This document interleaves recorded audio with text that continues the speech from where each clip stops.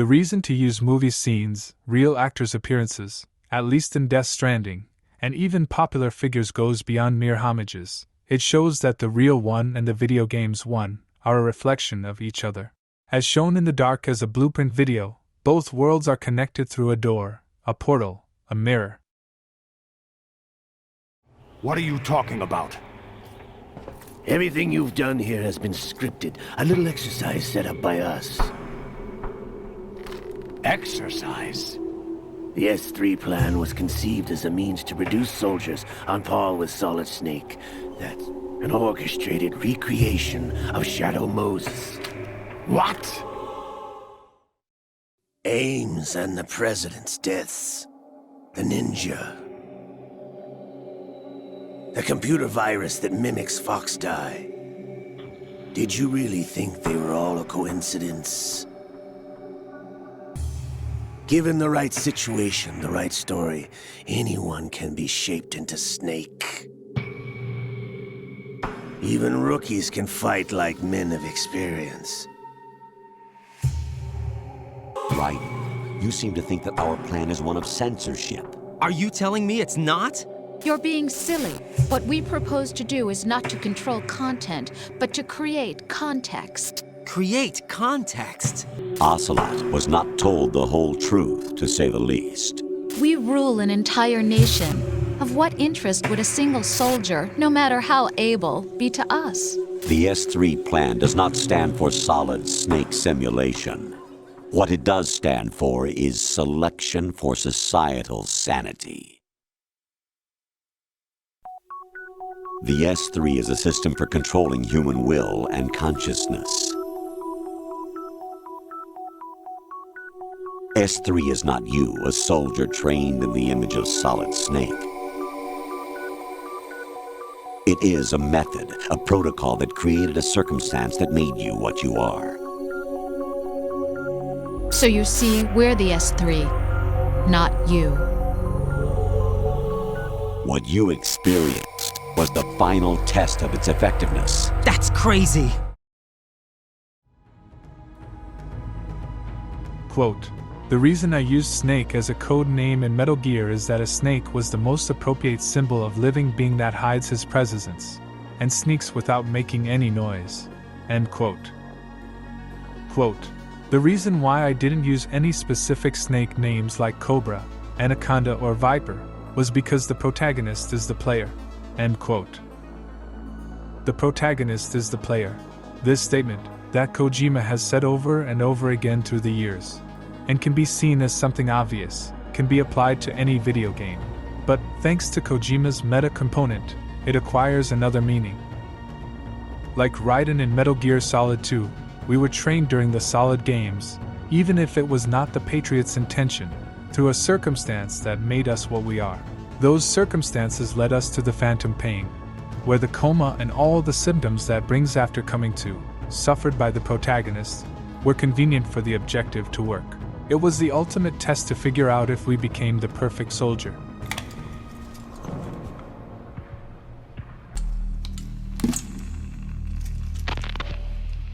Now do you remember who you are? What you were meant to do? You've written your own history. You're your own man. I'm Big Boss. And you are too. No. He's the two of us together. Where we are today, we built it.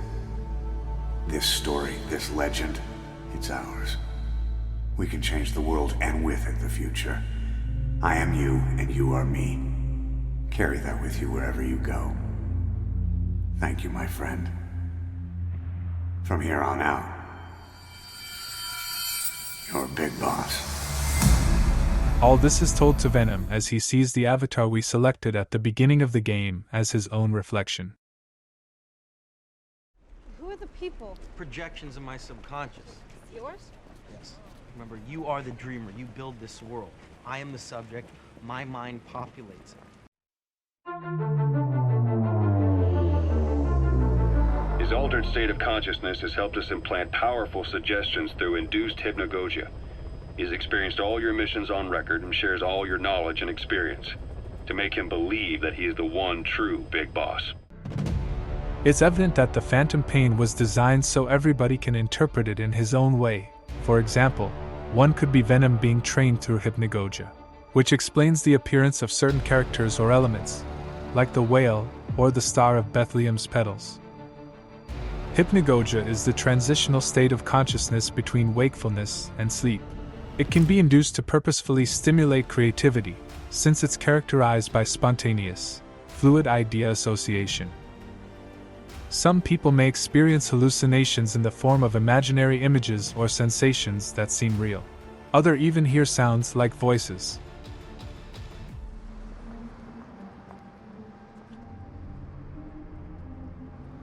I know this bridge. This place is real, isn't it? Yeah, I cross it every day to get to the college. Never recreate places from your memory. Always imagine new places. I mean, you gotta draw from stuff you know, right? Only use details, a street lamp or a phone booth, never entire areas. Why not? Because building a dream from your memory is the easiest way to lose your grasp on what's real and what is a dream. Is that what happened to you? Let me go! Let me go! Oh! Wake me up! Wake me up! Wake me up! Wake me up! He thinks it's safer if he doesn't know the layouts. Why? He won't. I think it's Mal. She's dead. What you see in there is just his projection of her. But if we use the reflecting theory, in which we are literally Snake, it doesn't matter if Venom is under the effects of hypnagogia or in a virtual reality environment, since in a meta level his purpose was being the ultimate avatar. A puppet, an empty shell. And we the mind to populate and drive him. So, we would the ones introducing those elements into the game, or giving Venom the necessary skills to become Big Boss. No time for anesthetic, we have to open her now.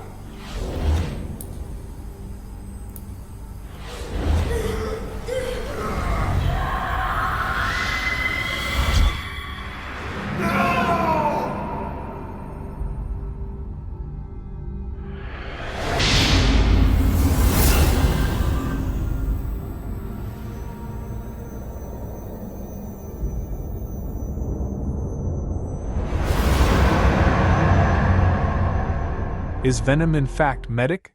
That's what the game makes you believe, and, even not being a wrong answer, explaining why would be to delve too much in the game's plot, which is not the purpose of this video. There are more possible solutions to that mystery. How do you interpret what Ocelot comments to Big Boss at the end of the game? But 9 years ago in that helicopter, he threw himself between you and the blast. In that moment, the man you knew died. He died protecting you.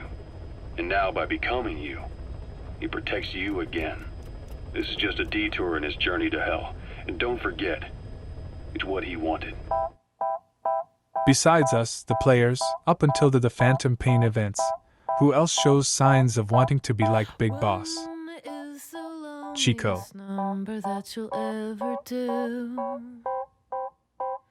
Two can be as bad as one. We succeeded becoming Big Boss and experienced the Phantom Pain's outcome the same way Venom did.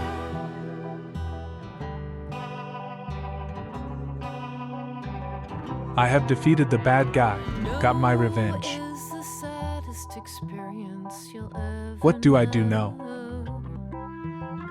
Yes, it's the saddest experience you'll ever. Metal Gear is over, the story has reached its ending. What do I do now? There's nothing out there for me. And that's the problem. You hung up your cape and your cow, but you didn't move on. You never went to find a life, to find someone. Alfred, I did find someone. I know, and you lost them, but that's all part of living, sir. But you're not living, you're just waiting, hoping for things to go bad again.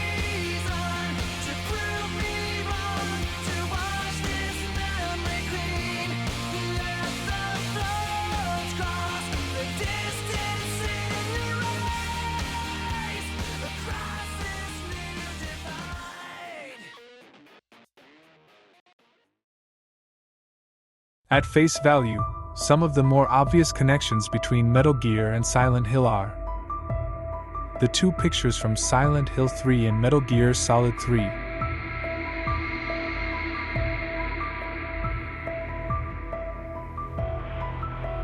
Chico's head in PT's concept trailer. And in The Phantom Pain, dialogue and music from PT. And enemies that move like the nurses from Silent Hill. Though many video games contain more than one ending, in most the outcome depends on simple choices. Silent Hill games have multiple endings, but Silent Hill 2 is different. The game determines the ending you get by constantly checking the player's behavior, which goes in accordance with the game's main theme, reflection. The town in Silent Hill 2 is able to change its environments and to manifest one's subconscious. James, the protagonist, has repressed the memory of an event that ended in a fatal event, and the town summons him to serve as a guide, with the purpose of making him come to terms with his past. Whether he accepts it in the end or not is another story, and that's where the players comes in. Many actions that can be conducted by the player could be irrelevant in other games, but in Silent Hill 2 are crucial. Do we spend a lot of time with low health or check the knife and James' wife's letter? We may be closer to the ending where James commits suicide. Do we keep Maria from getting hit and check for her well-being at the hospital? We'll possibly get the ending where James leaves the town with Maria. Of course, those are only examples. There are many more factors and combinations of those that will affect the ending. Speaking of genres like horror, that video game question, when you think of your career kind of moving forward, are you intrigued by telling stories in other ways? I think of, games, but even you look at Bandersnatch and interactive things and things when you think of kind of the scripts and stories you want to tell, explore other genres, but are you interested in other forms of sort of, telling stories?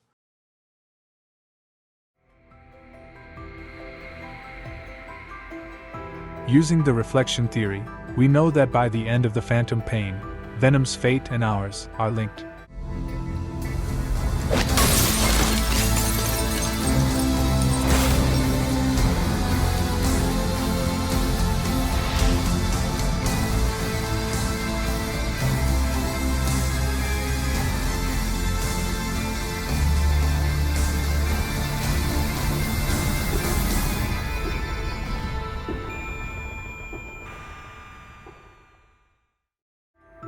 In this final scene, Venom punches the mirror, a big fourth wall breaking, letting us see that he is in some kind of alternate reality, and then we enter to this dark and misty world, which resembles how many levels from Silent Hill are.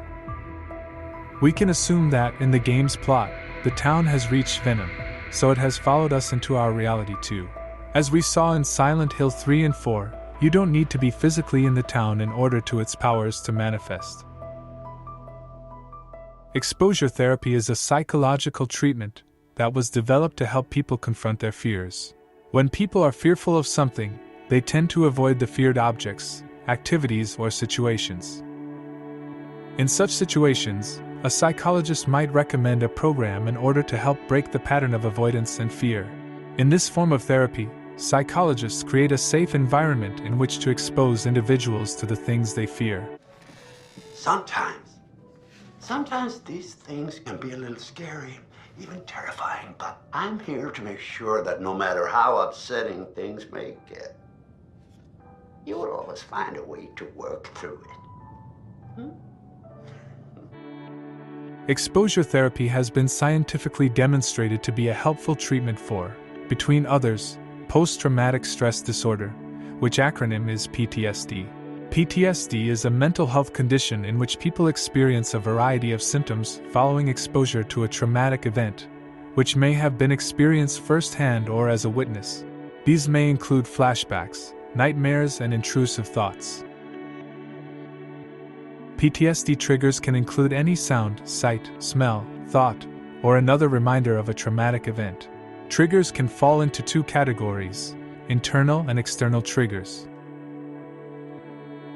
Internal triggers are things that you feel or experience inside your body, such as thoughts or memories, emotions, like anger or feeling abandoned, and bodily sensations, like pain.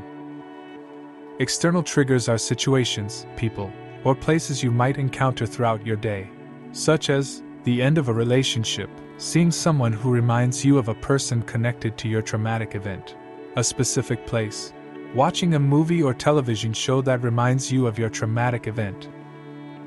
Some of the variations of exposure therapy are in vivo exposure, directly facing a feared object, situation, or activity in real life. Imaginal exposure, vividly imagining the feared object, situation, or activity. Virtual reality exposure, in some cases, virtual reality technology can be used when in vivo exposure is not practical. Prolonged exposure therapy teaches individuals to gradually approach their trauma-related memories, feelings, and situations. The past is beyond our control. You have to accept this in order to move forward. But there is freedom in this revelation. Everything you do, every decision you make from now on will open doors to the future. I want you to remember this. I want you to remember this as you play your game.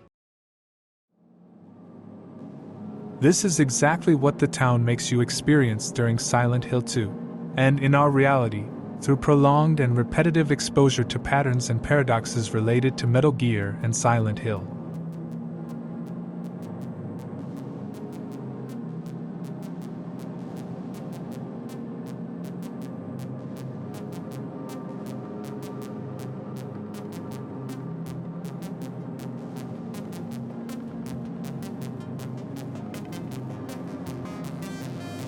We each have our own demons. They are ours and ours alone, and they are often born out of regret.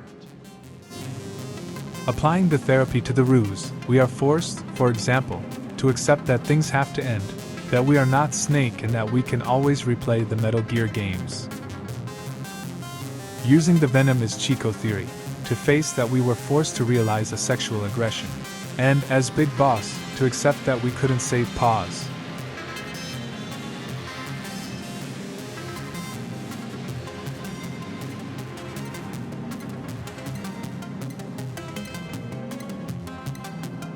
If we go back in time, until the moment that triggered the franchise story, the town might be trying us to accept the decision to kill the boss.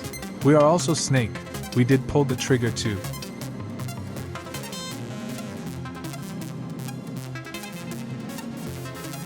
Or maybe it's the opposite, maybe the town is trying to tell us, by leaving breadcrumbs, to keep looking, that there's still one battle to fight, that it's not yet game over.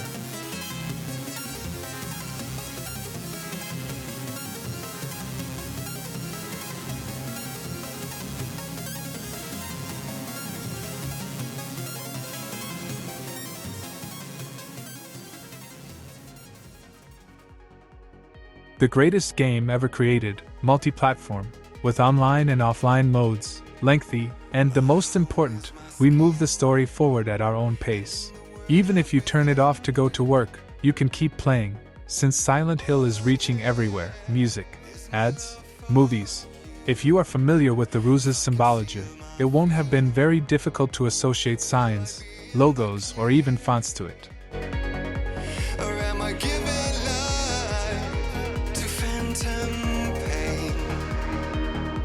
Let's combine both reflection meanings.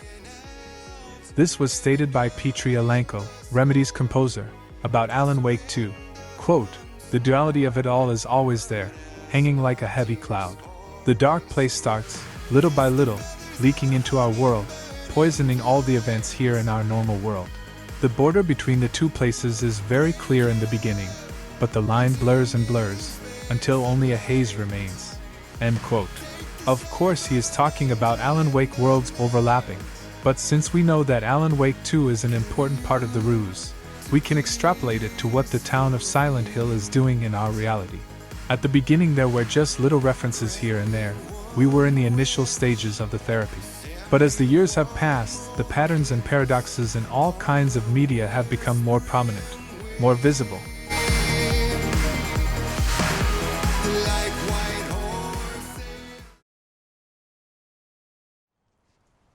Are you going to tell us who you work for?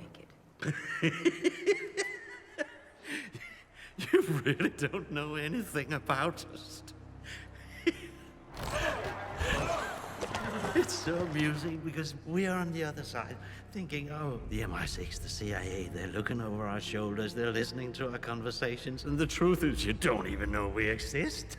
And the first thing you should know about us is that we have people everywhere. Am I right?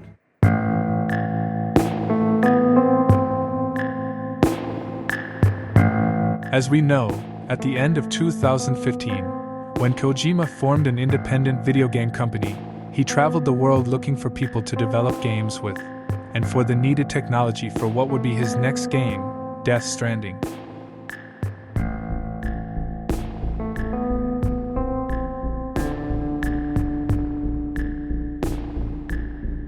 Kojima stated that, quote, "Gaming is a technology-dependent medium that can evolve, but never degenerate.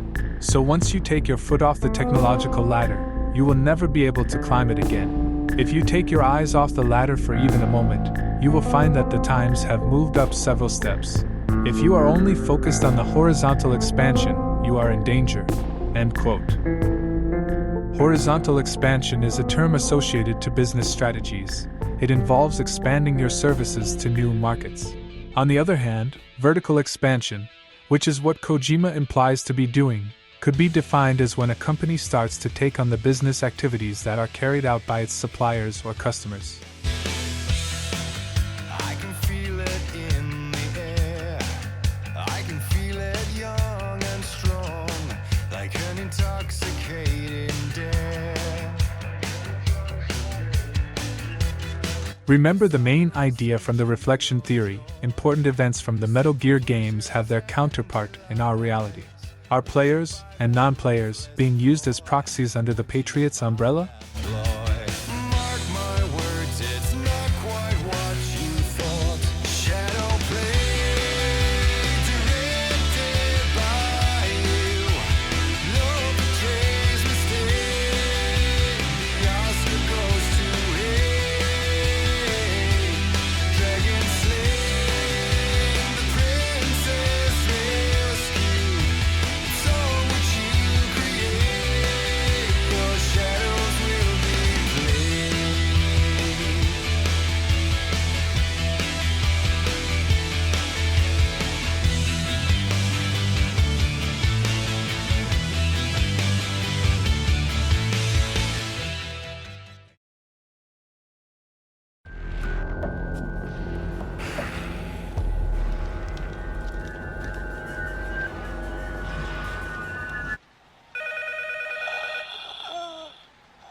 You've been chosen.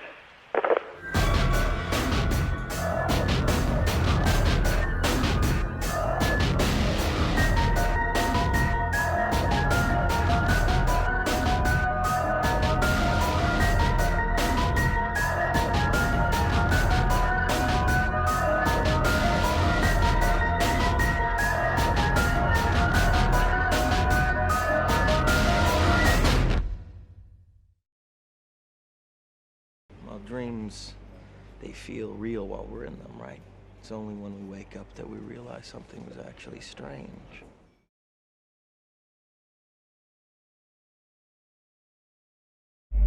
Wake up.